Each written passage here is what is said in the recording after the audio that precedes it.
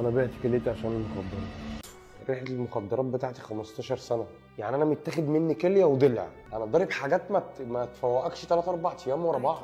مخدرات انا بشرب حاجات تجيب بطخ كده. انا مدمن، ادمانك بيعلى، تحط مخدر على مخدر عشان توصل لنفس السعاده اللي انت عايزها. تاخد النفس من هنا ولا مشاعر ولا احاسيس، ادمان يبقى خطير.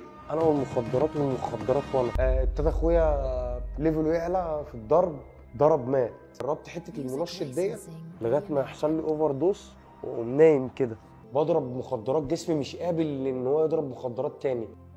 معاك محمد مسعود رزق، مدمن متعافي بفضل الله، مبطل سنتين. بدأت موضوع الإدمان دوت وأنا عندي 16 سنة 17 سنة، من أيام المراهقة لغاية ما كبرت. ابتدت رحلة الإدمان من ساعة ما خرجت على الناصية بره. كان يوم جمعة وكنت قاعد على الناصية ديت مع حد، وكان في مكتب بتاع حفلات فاتح عندنا على الناصية ديت. فواحد صاحبي عرض عليا ان انا انزل اشتغل معاه في المكتب، والمكتب ده كان فيه مدمنين. فانا كمحمد كان بيبقى عندي حب استطلاع، لقيتهم بيلفوا في المكتب قدامي مخدرات وبتاع والكلام دوت. فانا خلاص اللي هو ايه، قلت اجرب. انا حب الاستطلاع والفضول هو اللي وداني في ده، هو اللي دخلني في المخدرات اصلا. فقلت له هات كده نفس ومش عارف ايه. بدايه المشوار دي خدت النفس من هنا، انا فصلت يا كريم، فصلت عن الواقع. انا حسيت ان انا فريش خالص، الدنيا جميله. اللي ضربني بالمخدرات ده ما كانش بيشرب الكلام ده بس، اتفاجئت ان هو ليه في الكيمياء والكلام ده. فطلع قدامي حبات منشط كسرها 4/4، وفي فتفوته صغيره كده كانت واقعه من ربع. فقلت له اجرب. جربت حته المنشط ديت، حسيت ان انا فرحان، زودت الدوبامين في دماغي ومش فارقه معايا، مش حاسس بحاجه. بشيل الحاجه وبشيل وبحط الحاجه. في ناس بتتعب، انا ما بتعبش. انا بيرفكت، انا ماليش حل. فعجبني الموضوع دوت. انا بحب بنوته، عشرة 8 سنين البنت دي. فبتقول لي هو احنا مش هنتجوز يا بوجي؟ قلت لها انا ما معيش فلوس وانت ما معكيش فلوس، انا ما جهزتش نفسي وانت ما جهزتيش نفسك. قالت لي طب ايه رايك تعمل عمليه؟ قلت لها عمليه ايه؟ قالت لي عمليه بيع كليه. ايه رايك لما تبيع كليتك؟ فانا ما اعرفش الكلام ده، انا لسه برضو ايه، كنت لسه صغير في السن والكلام ده، فمش فاهم الكلام ده. قالت لي ده انا اختي عاملاها واخويا عاملها، ايه رايك انت تعملها وفيها مبلغ حلو وفيها مبلغ. قلت لها كام؟ قالت لي 100,000 جنيه. هي قالت لي الكلمه ديت وانا طبعا شفت بقى نفسي ايه في الفرح بتاعي، وان انا قاعد على الكوشه لابس البدله ودوم تك دوم تك، واشتريت شقه واشتريت عفش وعملنا فرح جميل وعيشه. انا سيناريو مرسوم في دماغي بالمبلغ دوت. المهم عايز تعمل العمليه؟ عايز اعمل العمليه. قام واخدني ونازل ايه على اول مقابله مع اللي اسمه ده بقى راسي القفعه بقى. نزلنا قعدنا على قهوه في الحلميه، ومره واحده جه قال له يا عم هو ده الراجل اللي انت اتكلمنا عليه؟ قال له فضل يتكلم معاه شويه. فلفت انتباه الراجل دوت باسلوبي وبحركاتي ومش عارف ايه والكلام دوت. فقال لي بقول لك ايه، سيبك منه، خلينا انا اتعامل معاك انت فيس تو فيس عشان هو ما يبقاش وسيط ما بيننا. معاك تليفون؟ قلت له لا. قال لي 3 4 ايام والتليفون يكون عندك بالشريحه. قعدت شهر و10 ايام بعمل اشاعات وتحاليل صبغه على جسمي عشان ياخدوا مني عينه دم، عشان يفكوها بعينه دم لواحد او واحده انا هتبرع لها او هبيع لها كليتي ومش عارف ايه والكلام ده. الشهر عدى من هنا. في ال10 ايام اللي بعد الشهر دول انا ابتديت اشوف اللي انا هتبرع لها. لسه حافظ اسمها لغايه دلوقتي. اسمها ال10 ايام دول بقى انا بيشتغلوا على حاجه معينه عندي انا. خلاص بقى اللي هو ايه، انا بقيت اروح اعمل اشاعات والتحاليل مع في العربيه ومش عارف ايه والكلام دوت. وبقيت ان انا ايه، اروح ياخدوني يخرجوني ويلبسوني.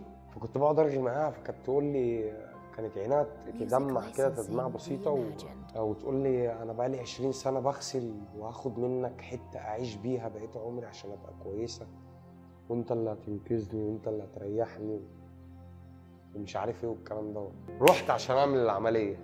طالعين على المستشفى الفلانيه، واحنا في العربيه طلع لط فلوس كده اللي هم ال 100,000 جنيه بتوعي. قال لي امسك يا بوجي. قمت واخد منه فلوس، وطبعا داخل معنجي شمال يمين وداخلين المستشفى، وفضلت امضي على حبه اوراق. وبعد كده قمت طالع قاعد لوحدي في الاوضه. قعدت يومين او 3 فتره نقاهه لغايه ما جرى في يوم العمليه الصبح. دخلت اوضه العمليات، ركبوا لي الكالونه، حطوا لي البنج، نمت صحيت. انا فيا كميه الم ووجع مش في بني ادم، جزارين ده، وحياة رب جزارين، مش ناس طبيعيه. انا عامل العمليه في جنبي هنا كريم، ما ينفعش ياخدوها من قدام، ده اللي عرفته بعدين، عشان قدام في اعضاء تانية ممكن تتاذي، فبياخدوها من حاجه اسمها بيت الكلى. بينشروا ضلع من ورا، يشيلوه ويدخلوا ايديهم جوه يطلعوها سليمه. يعني انا متاخد مني كليه وضلع. على كده 3 ايام بعد العمليه دكتور من الدكاتره قال لي خلاص انت كده فتره الرعايه بتاعتك خلصت. 3 ايام بعد العمليه. الام بتعرفك من عينك، يعني بتبص لك لو انت عامل حاجه غلط فبيبان عليك. فبصت في عيني اكتر، فانا اتوترت اكتر بقى. خدت من عيني كل حاجه يا كريم. انا ما فتحتش بقي، لقيتها بتعيط لوحديها وبتصرخ وانا برفع التيشيرت بتاعي. انا امي فضلت 3-4 ايام النص الشمال ده ما بيتحركش، بس سبحان من قواها بقى جبل. ويا ريت بقى انا يعني بعد ما اتعافيت من العمليه بطلت مخدرات برضه. انا قعدت شويه في البيت بس بتعالج وباخد علاج وبقول وبعمل اشاعات وبعمل تحاليل مش عارف ايه وفي وسط كل ده انا دماغي برضه مش في امي.